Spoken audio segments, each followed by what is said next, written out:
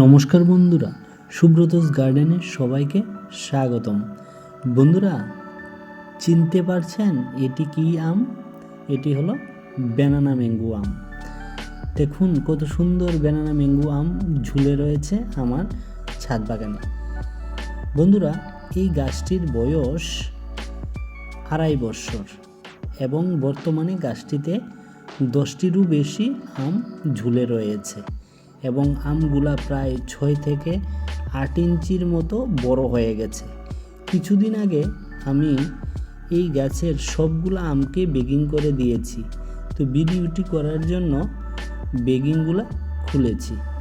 বন্ধুরা, এই আমের বৈশিষ্ট্য হলো এটি বছরে একবার ধরে লম্বাটে প্রকৃতির হয়।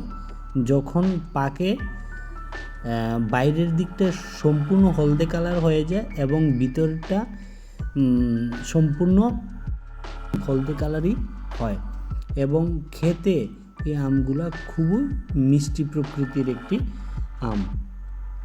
আপনারা আপনাদের ছাদ বাগানে এই রকম গাছ অবশ্যই রোপণ করতে পারেন, ভালো ফল পাবেন।